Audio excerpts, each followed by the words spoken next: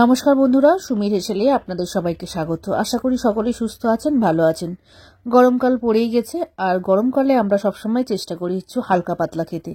আর তাই আজকে আপনাদের সঙ্গে খুব হালকা করে সুস্বাদু এক ডালের রেসিপি শেয়ার করব। চলুন রেসিপিটা দেখে নেওয়া যাক। আর রেসিপিটা যদি ভালো লেগে থাকে তাহলে অবশ্যই একটা লাইক করতে ভুলবেন না। নতুন বন্ধু হলে চ্যানেলটিকে সাবস্ক্রাইব করে নেবেন। সম্পূর্ণ রেসিপিটা দেখার অনুরোধ রইল।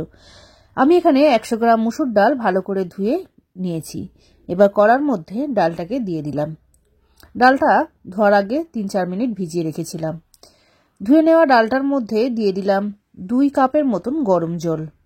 এবারে এর মধ্যে দিয়ে দেবো স্বাদ মতো নুন, মানে আমি এখানে 1/4 টিস্পুনের মতন নুন দিয়েছি।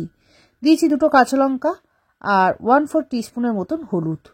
নুন, হলুদ আর কাঁচা লঙ্কা দিয়ে ডালটাকে ভালো করে সিদ্ধ করে নেব। ডালটা খুব ভালোভাবে সিদ্ধ হয়ে গেছে। এবার সেদ্ধ করা ডালটাকে অন্য একটা পাত্রে ঢেলে নেব। কড়াইটা পরিষ্কার করে নিয়েছি। এবার ওই কড়ার মধ্যে দিয়েছি 1 টিস্পুনের মতন সর্ষের তেল। তেলের মধ্যে দিয়ে দিয়েছি 1/2 চামচের মতন রাঁধুনি। রাঁধুনিটাকে হাতে একটু ভালো করে ঘষে দেব, তাতে রাঁধুনির ভালো গন্ধটা বেরিয়ে আসবে। সাথে দিয়ে দিয়েছি 2 শুকনো লঙ্কা। ফোড়নের ভাজা গন্ধ বেরোলে সেদ্ধ করে রাখা ডালটা এর মধ্যে ঢেলে দেব। ডালটা ঢেলে দিয়ে ভালো করে ডালটাকে ফুটাতে দেব। ডালটা যখন ভালোভাবে ফুটে আসবে তখন এর মধ্যে দিয়ে দেব কয়েকটা গন্ধরাজ লেবুর পাতা কুচিয়ে। পাতাগুলোকে আমি পরিষ্কার করে ধুয়ে রেখেছিলাম। এবারে এগুলোকে ছোট ছোট টুকরো করে কেটে নিয়ে ডালের মধ্যে দিয়ে দেব। আর ডালটাকে লেবু পাতা দিয়ে ভালো করে ফুটিয়ে নেব। লেবু পাতা দেওয়ার ফলে ডালের মধ্যে খুব সুন্দর একটা গন্ধ চলে আসবে, মানে গন্ধরাজ লেবুর পাতা আমি এখানে ব্যবহার করেছি। সাথে দিয়ে দিলাম স্বাদ মতো নুন।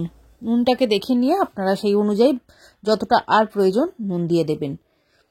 সমস্ত কিছু দিয়ে যখন ডালটা ভালোভাবে ফুটে আসবে তখন এর মধ্যে 2 টুকরো লেবুর রস এর মধ্যে দিয়ে দেব। আমি গন্ধরাজ লেবুর রসটাই দিয়েছি। ভালো করে নিকড়ে লেবুর রসটা এর মধ্যে দিয়ে দেবেন।